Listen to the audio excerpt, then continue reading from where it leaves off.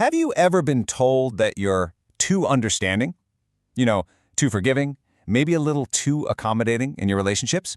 Well, what if I told you that's not a weakness? What if it's actually a powerful survival skill you learned a long, long time ago? Okay, let's get into this because we are going to completely reframe this idea. This isn't some character flaw, it's an incredibly smart, deeply ingrained survival mechanism. So, I'll just ask you straight up, are you too understanding? Do you ever find yourself making excuses for how other people behave, especially when it hurts you?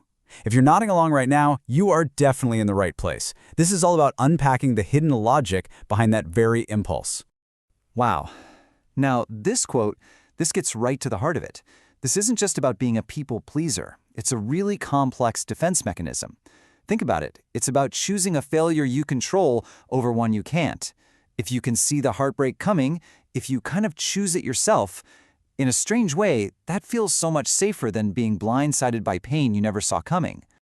So, this brings us to our first big idea, what I like to call the empathy trap. This is where we're going to explore how that amazing ability you have to see things from everyone else's perspective, to really feel their pain, can sometimes become the very trap that keeps you stuck. And here's the absolute key to understanding this. That tendency to be overly accommodating? A lot of the time, it's not even about the other person. Nope, it's about a fundamental, deep-seated fear of being left all alone. A fear that was probably wired into your system when you were very, very young. And we're not just talking about some vague worry here. The fear of abandonment is a specific, powerful, and overwhelming anxiety. It often has its roots in really big childhood experiences, things like trauma, loss, or maybe seeing violence at home. Experiences that teach a young brain that connections are fragile and that people can just disappear. Okay, so let's dig into how this works on a biological level, because this isn't just a psychological thing, not at all. It's actually rooted deep inside your nervous system. We're going to look at how the environment you grew up in literally programmed you, wired you for survival. A childhood home is supposed to be a safe haven, right? A place you can always run back to. But for a lot of people, it was more like a war zone.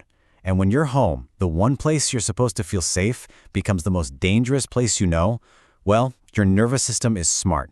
It adapts. It learns to be on constant high alert, to predict threats, and to do whatever it takes to survive. And that often means becoming hyper-aware of everyone else's moods just to keep the peace. Now, this is so important to understand. The pain from these experiences is 100% real.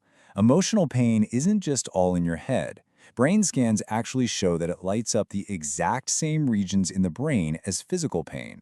So that feeling of heartbreak, rejection, your brain processes it almost exactly like it would a broken arm.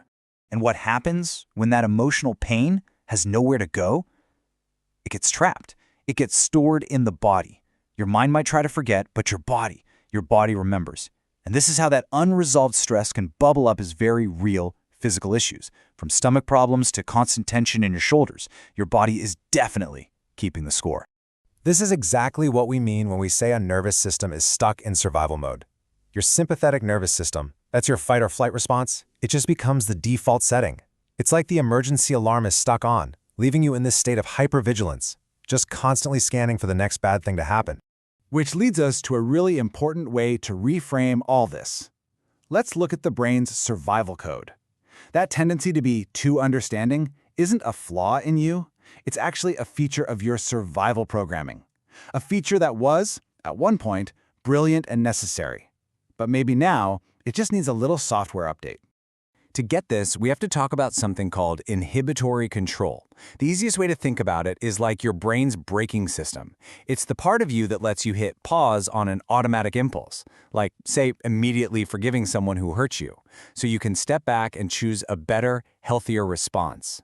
And when that braking system, that inhibitory control, is a little impaired, well, it can show up in ways that might feel really familiar.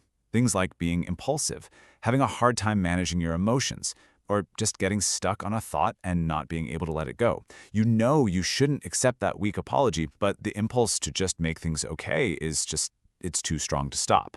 And here's the science that ties it all together. A field called epigenetics shows us that our environment, especially when we're kids, can literally change how our genes work. A high-stress childhood, one with neglect or abuse, can directly interfere with the development of the parts of the brain that handle inhibitory control. So let me say this again. This is biological. This is not a moral failing.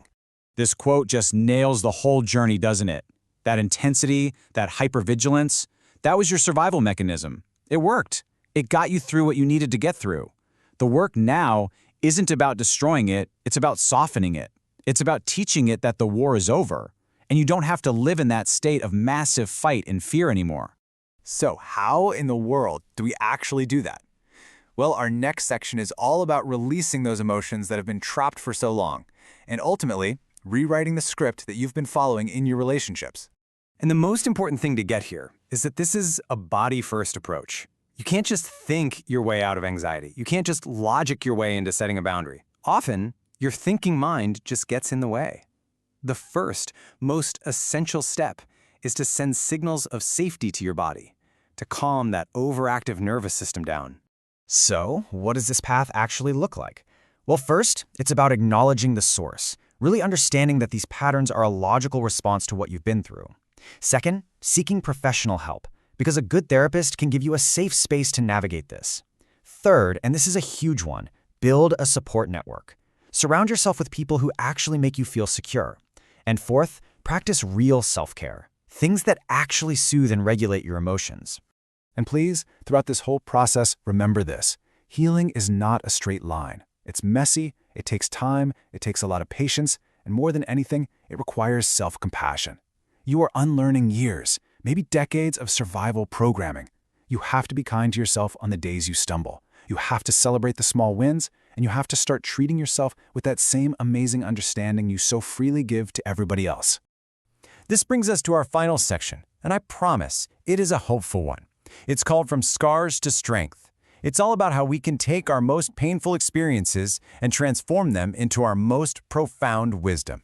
See, the goal here isn't to erase the past. It's not about pretending it didn't happen. It's about integrating it. It's about seeing how the very experiences that wounded you also gave you these incredible gifts, like deep empathy, resilience, and an uncanny ability to understand people. Those are your assets. There's this beautiful Japanese art form called Kintsugi. And what they do is, when a piece of pottery breaks, they don't just throw it out. They painstakingly repair the cracks with liquid gold. The breaks aren't hidden, they're highlighted, and the piece becomes more beautiful, more valuable because it was broken. I mean, what a perfect metaphor for this journey. So I'll leave you with this final thought to really chew on. What if your scars, your triggers, your past, what if they aren't signs that you're damaged? What if instead they're a map? A map that, if you learn how to read it, can lead you directly to your greatest strength, your deepest wisdom, and the most authentic version of yourself.